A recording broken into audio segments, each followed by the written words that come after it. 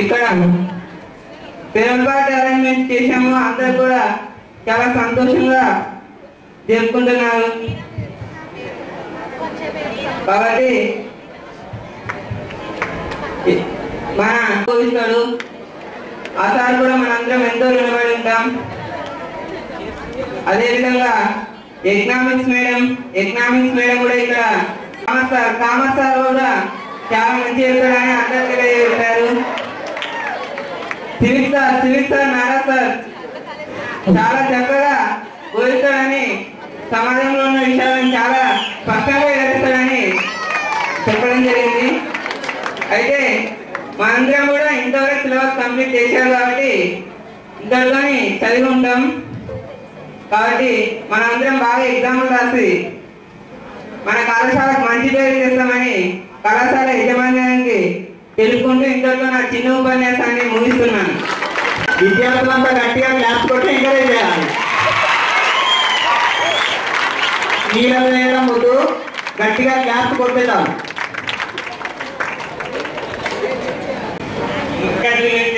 శ్రీ కర్ణాకర్ రెడ్డి గారికి, మరి class sir గారికి, డైరెక్టర్ కృష్ణ సార్ గారికి అందరికీ నా హృదయపూర్వక తెలుపుకుంటున్నాను. ఈ సమావేశం పెట్టడం ఏమనగా ముఖ్యంగా జూనియర్ సీనియర్స్ కి వీటితో సమావేశం పెట్టడం జరిగింది. ఈ సమావేశంలో ముఖ్యంగా చెప్పడం ఏమనగా ప్రతి ఒక్కరు కూడా కష్టపడి ఇస్తున్నాను.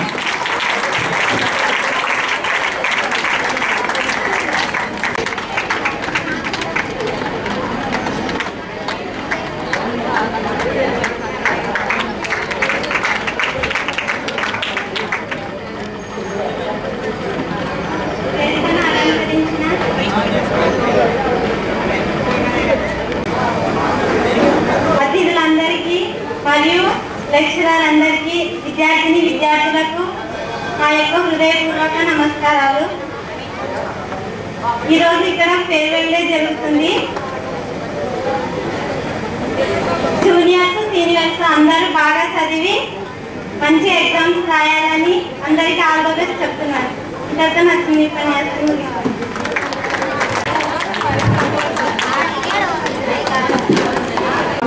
కోరుతూ మొట్టమొదటిసారిగా లాంగ్వేజ్ వాళ్ళకి కంప్లీట్ లేదు కాబట్టి ఇంగ్లీష్ మేడం గారిని, కోమలి మేడం గారిని వేదిక మీదకి రావాల్సిందిగా కోరుతూ వారి అమలు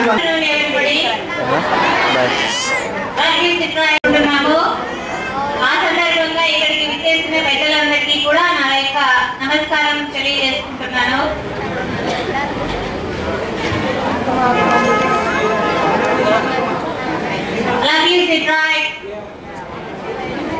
చాలా కష్టపడి వాళ్ళు మంచి మార్కులు సాధించి కాలేజీకి మంచి పేరు తీసుకుని వచ్చారు. వాళ్ళని మీరు ఆదర్శంగా తీసుకొని ఫస్ట్ ఇయర్ వాళ్ళు కూడా బాగా చదవాలని నేను కోరుకుంటున్నాను. ఎందుకంటే ఎవరెవరు బాగా చదువుతారు, చదవరు, ఎవరెవరు ఏ కేటగిరీలో ఉన్నారనేది మాకు బాగా తెలుసు. కాబట్టి మేడం వాళ్ళు మళ్ళీ చెప్తున్నారు అని అనుకోకుండా మీకు ఉన్న ఈ 5 రోజుల సమయాన్ని కేటాయించుకొని ఇంకా బాగా చదువుతారని నేను కోరుకుంటున్నాను. అలాగే సెకండ్ ఇయర్ వాళ్ళు కూడా ఎగ్జామ్స్ అయిపోయిన తర్వాత మీరు ఎక్కడికో వెళ్ళిపోతారు. మీరు ఎక్కడికి వెళ్ళాలని నేను కోరుకుంటున్నాను. అలాగే ఎంత ఉన్నత స్థానంలోకి మీరు వెళ్ళినప్పటికీ కూడా మీరు ఒక విషయం మాత్రం మర్చిపోవద్దు. అదేంటిది అంటే మీకు పాఠాలు బోధించిన గురువుల్ని మీరు మర్చిపోవద్దు, వాళ్ళు మీకు చెప్పిన సలహాలు మర్చిపోవద్దు.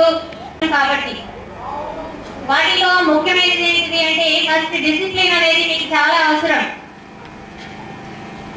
ఎంతసేపు గురువులు ఉన్నంత వరకు కాదు, గురువులు మీ దగ్గర ఉన్నా లేకపోయినా కూడా మీకంటూ ఒక క్రమశిక్షణ అనేది మీ జీవితానికి చాలా అవసరం. ఆ క్రమశిక్షణ అనేది, విలువలు అనేవి మీరు కలిగి ఉన్నప్పుడు ఎంత మందిలో కూడా మీకంటూ ఒక మంచి గుర్తింపు అనేది మీకు వస్తుంది. కానీ ఇంగ్లీష్ మీడియం చెప్పిన ఈ విషయం మాత్రం బాగా గుర్తుపెట్టుకోండి. అది ఏంటిది అంటే, మీ చుట్టూ ఉన్న వాళ్ళు, మీ ఫ్రెండ్స్ కానీ, మీ రిలేటివ్స్ కానీ, మీరు ఎక్కడ ఉన్నా కూడా మీ దగ్గరలో ఉన్నవాళ్ళు, మీ చుట్టుపక్కల ఉన్నవాళ్ళు వాల్యూస్ విషయంలో, వాల్యూస్ అంటే ఏంటి, ఎప్పుడు కూడా రాజీ పడకండి. మనము first second year first lesson లో మనం చెప్పుకున్నాం, ఎప్పుడైతే నువ్వు విలువలను కాపాడుకునే విషయంలో రాజీ పడతావో అప్పుడే నువ్వు నీ పతనానికి నువ్వు దారి వేసుకున్నట్లు లెక్క. కాబట్టి మీ యొక్క విలువల విషయంలో మాత్రం మీరు ఎప్పుడు కూడా రాజీ పడకండి. అలా విలువలని కాపాడుకునే విషయంలో ఏమవుతుంది అంటే, మీ చుట్టుపక్కల ఉన్న వాళ్ళ పట్ల వాళ్ళ యొక్క ప్రవర్తన వల్ల కొన్నిసార్లు మీరు ఇబ్బంది ఎదుర్కోవాల్సి వస్తుంది. కానీ భరించండి, తర్వాత వాళ్ళే మీ మార్గంలోకి వచ్చి తీరుతారు. I understand this one.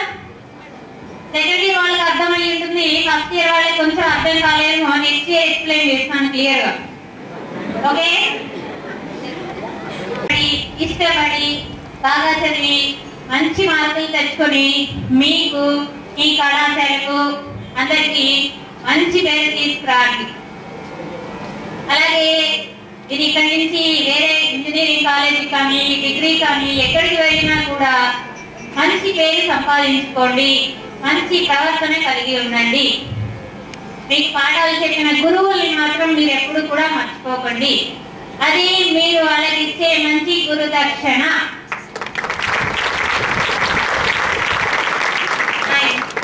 ఈ అవకాశాన్ని ఇచ్చినందుకు కృతజ్ఞతలు తెలియజేసుకుంటూ తెలియడం కోసం సత్యప్రకాష్ నా పేరు.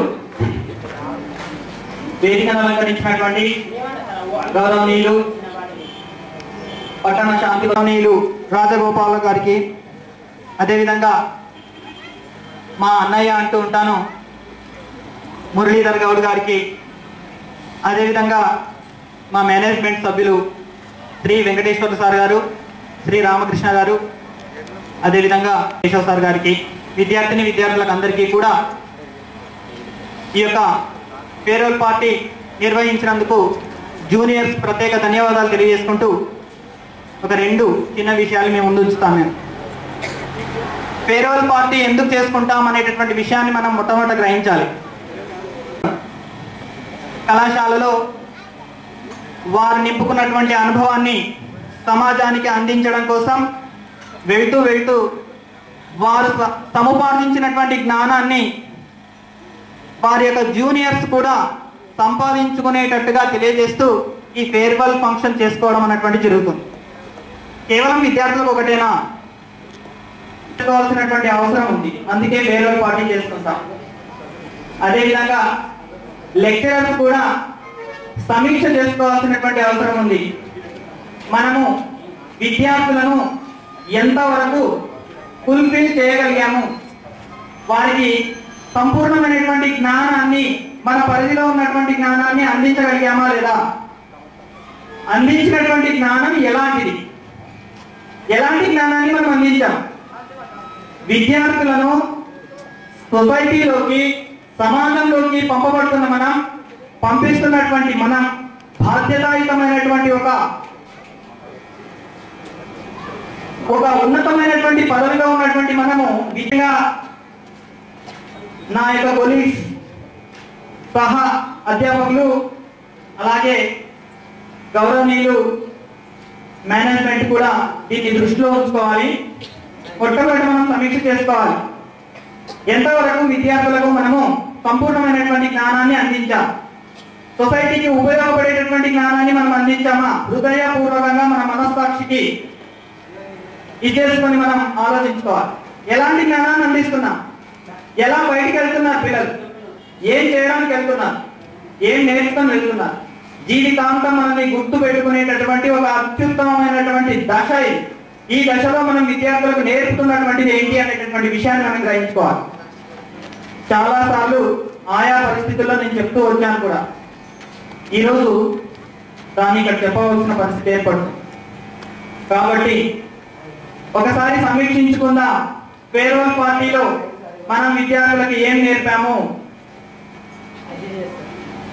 2 అంశాలు అన్నాను. రెండవ అంశం ఏంటంటే సిలబస్ను మనం పూర్తి చేస్తున్నామా, విద్యార్థులకు ఎలా చేయిస్తున్నాం, ఎంతవరకు చేయిస్తున్నాం, కంప్లీట్ చేయించగలుగుతాం అనేటటువంటి విషయాన్ని కూడా మనం సమీక్ష చేసుకోవాల్సినటువంటి అవసరం ఉంది. లేకపోతే వ్యవస్థ సరైనటువంటి స్థితిలో నడవదు. వీళ్ళు కూడా రాబోయే కాలాల్లో ఏదో ఒక ప్రైవేట్ కళాశాల నడుపుకోవడం అనేటువంటి జరుగుతుంది. ఇలాగే ఏదో ఒక క్లాసు చెప్పుకోవడం అనేటువంటి జరుగుతుంది. మాకు ఎంఎన్ కిష్టప్ప అని ఒక తెలుగు పండితుడు ఉండేవాడు.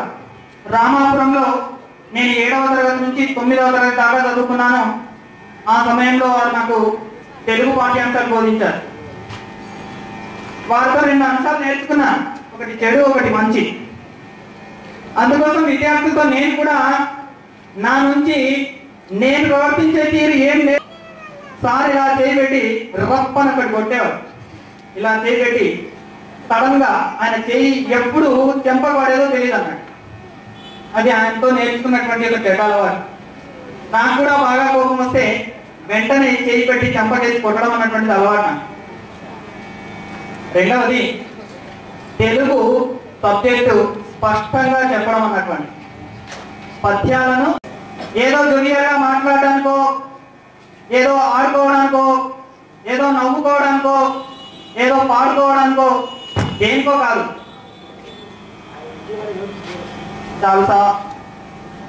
సార్ చాలా సీరియస్ గా ఉంటాడు సార్ సీరియస్ గానే. ఎందుకు ఉంటాడు సీరియస్ గా? క్లాస్ చెప్పాలి కాబట్టి. అంటే మనల్ని జోకర్ అనేస్తారు, లెక్చరర్ అన్నారు. మనం ప్రవర్తించే తీరు కూడా కాస్త బాగా ఉంటే మనం కూడా మన విద్యార్థుల యొక్క ఆదర అభిమానాల్ని జీవితాంతం గుర్తుండేటట్టుగా పొందగలం.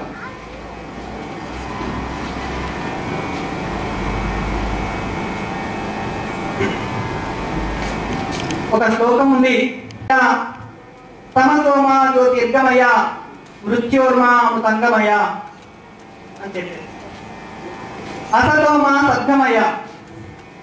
సమతౌల్యంలో లేని మనమంతా కూడా సద్గతిలోకి పంపించమని భగవంతుని కోరుకోవడం. అసతోమా సద్గమయ, సత్ రీతిలో మంచి మార్గంలోకి మమ్మల్ని నడిపించు. అసమతౌల్యమైనటువంటి రూట్లో ఉన్నాం, సరైనటువంటి మార్గంలో లేము, వక్ర మార్గంలో ఉన్నాము. సో కాబట్టి వాటి నుంచి మమ్మల్ని సక్రమమైనటువంటి రీతిలోకి నడిపించు. ఎవరు నడుపుతారు? లెక్చరర్స్ నడుపుతారు, టీచర్స్ నడుపుతారు. ఆయా కళాశాలలు, ఆయా పాఠశాలల్లో ఉన్న విద్యార్థుల్ని సక్రమమైనటువంటి రీతిలో నడుపుతారు. తమసోమ జ్యోతిర్గమయ, తమంలో ఉన్నాం, చీకట్లో ఉన్నాం, అజ్ఞాన అంధకారంలో ఉన్నాం. మనల్ని జ్యోతిలోకి తీసుకెళ్ళు, వెలుగులోకి తీసుకువెళ్ళు భగవంతుని కోరుకుంటున్నది. ఎవరు తీసుకెళ్తారు? అది కూడా లెక్చరర్స్. తమంలో నుంచి, అంధకారంలో నుంచి, మన మనస్సు ఇతరుల దిక్కు వెళ్ళేటటువంటి స్థితి నుంచి మనల్ని వెలుగులోకి, గణాంధకారం నుంచి వెలుగులోకి తీసుకురామని. మృత్యోర్మ అమృతంగమయ, మృత్యువు మనల్ని సమూలంగా నాశనం చేసేటటువంటిది. ఇక్కడ మృత్యు అంటే ఏంటంటే మనము పనికి మాలిన వాళ్ళకు కావడమే మృత్యు. మనము ఎక్కడైతే చదువును నిర్లక్ష్యం చేస్తామో, ఎక్కడైతే మన క్రమశిక్షణను నిర్లక్ష్యం చేస్తామో అదే మృత్యు. అక్కడే మనకే అమృతంగమయ, అమృతం లాగా మృతము లేనటువంటిగా జీవితాంతం చిరకీర్తిని సంపాదించుకునేటట్టుగా పై లక్షణాలను కూడుకొని ఉంటే కనుక మనకు మృత్యు అన్నటువంటిదే ఉండదు. సో మనము సమూలంగా మన చరిత్ర క్లోజ్ కాకుండా ఉంటుంది. కాబట్టి భవిష్యత్తు చాలా ఉంది.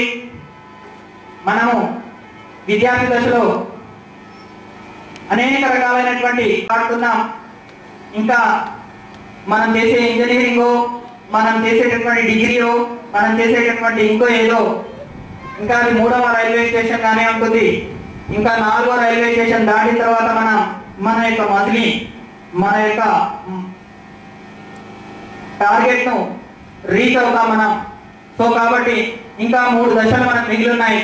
దాంట్లో ఇంకా మనం అద్భుతమైనటువంటి జ్ఞానాన్ని సంపాదించుకొని ఉన్నతమైనటువంటి లక్షణాలను పెంపొందించుకోవడానికి ప్రయత్నం చేస్తూ మనకు ఏదైనా చెడు మార్గము చేస్తూ ఉన్నటువంటి వాళ్ళు ఎవరైనా తీసుకెళ్లేటట్టుగా ప్రవర్తిస్తూ మనం ముందుకు విద్యార్థులకు అందరికీ కూడా ఇలాంటి అనేక రకాలైనటువంటి విషయాలు చెప్పి ఇక్కడ కూడా అదే చెప్తే బాగుండదేమో అయినా చెప్పాను. సో సమాజం కోసం చెప్పాల్సినటువంటి విషయాల్లో ఇదొక భాగంగా అనుకోండి. కాబట్టి విద్యార్థులందరూ కూడా ఎంతో చక్కగా క్లాస్ వింటున్నందుకు మీ అందరికీ కూడా ప్రత్యేక ధన్యవాదాలు తెలియజేసుకుంటున్నాను. అలాగే నాకు ఈ అవకాశం కల్పించినటువంటి మేనేజ్మెంట్ అందరికీ కూడా ధన్యవాదాలు తెలియజేసుకుంటూ ముగిస్తున్నాను. జై హింద్.